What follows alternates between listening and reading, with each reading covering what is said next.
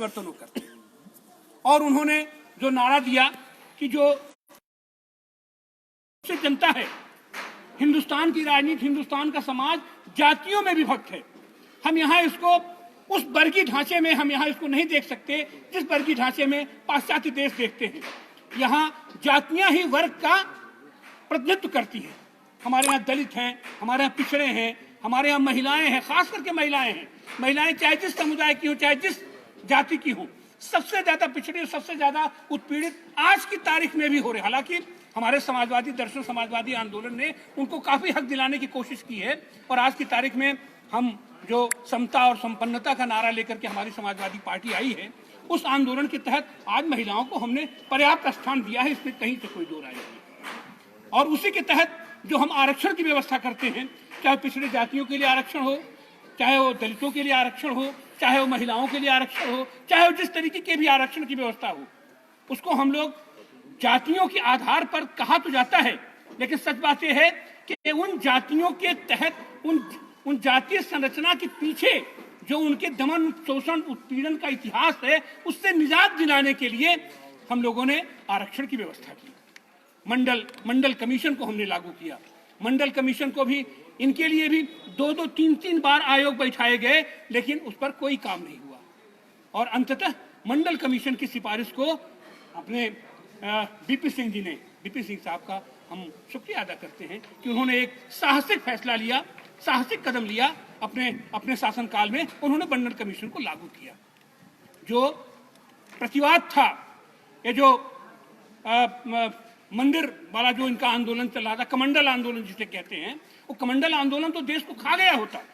देश टुकड़ों टुकड़ों में विभक्त होकर के आज देश की जो स्थिति है, इन 6 सालों में ये कमंडल वाले लोग, जोगिया वस्त्रधारी लोग, जिस तरीके से हर पीला वस्त्र सोना नहीं होता है, उसी तरीके से हर गेरुआ धारी त्यागी और सन्यासी नहीं होता। और आज की तारीख में तो दिखाई पड़ रहा है कि नहीं हो सकता है।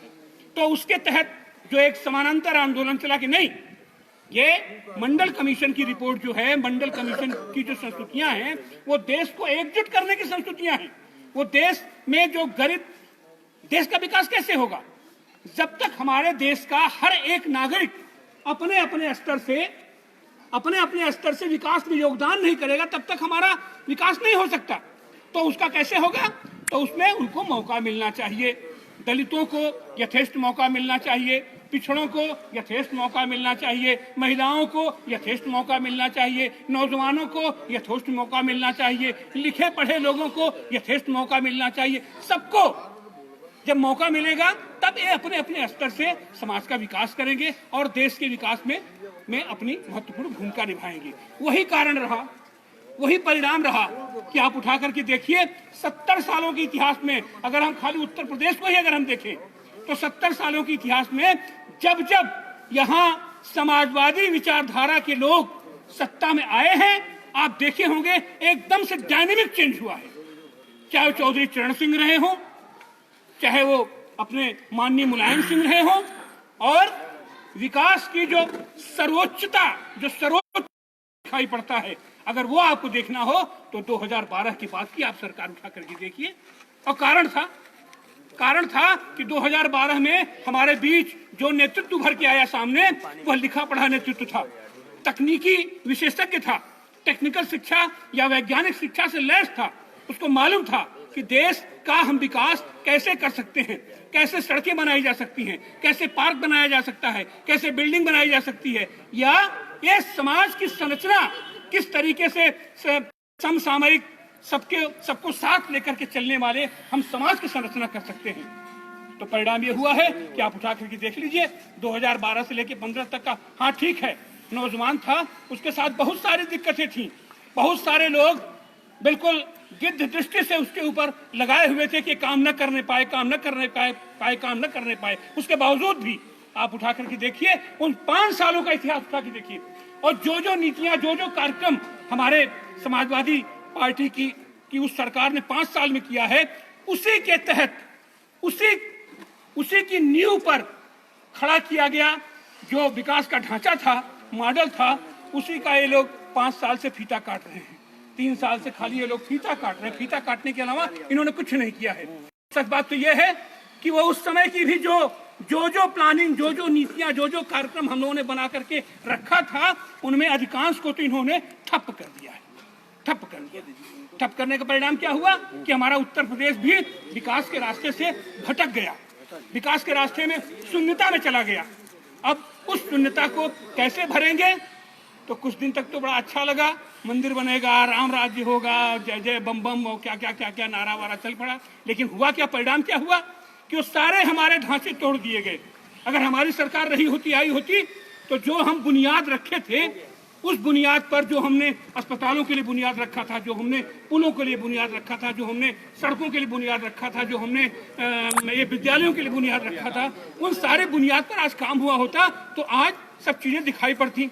लेकिन इन लोगों ने तो केवल और केवल दोहन करके व्यक्ति विशेष कुछ लोगों के तिजोरियों में पूरे देश की पूंजी को कैद करने का काम इन लोगों ने किया।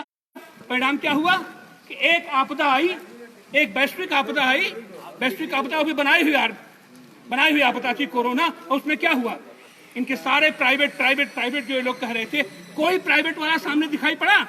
हमारे वही सरकारी अस्पताल, हमारे वही सरकारी स्कूल, हमारी वही पुराना ढांचा जो हमारा था, वही किराना की दुकान, हमारे बगल वाले किराना की दुकान, यही सारे लोग हमारे सामने दिखाई पड़े और हमको मिले।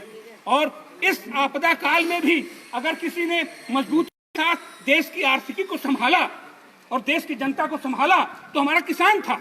हमारा किसान संभाला। उसने अपने अन्न का उत्पादन बंद नहीं किया, अन्न का भंडारण बंद नहीं किया, अन्न का वितरण बंद नहीं किया। फल ये हुआ कि जहां दुनिया ची बोल गई, वहां हमारे हिंदुस्तान की तारीख में, आज की तारीख में भी सारी अव्यवस्थाओं के बावजूद हमारा हिंदुस्तान खड़ा है, हमारे भारत का समाज खड़ा है। तो आज की तारीख में इस 28 सालों के अपने शानदार इतिहास और एक लंबे समाजवादी परंपरा को याद करते हुए हम लोग संकल्प लेते हैं कि आने वाले दिनों में हम फिर एक बार अपने उस समाजवादी सरकार को, उस समाजवादी संकल्पना की सरकार को, उस समता और संपन्नता पर आधारित समाजवादी व्यवस्था को लागू करने वाली सरकार को हम अपने बीच फिर लाएंगे और मजबूती के साथ लाएंगे।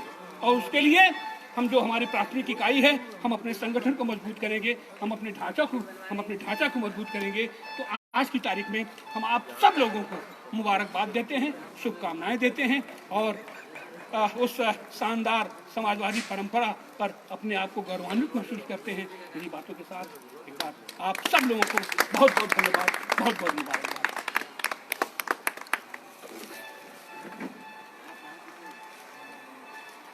धन्यवाद।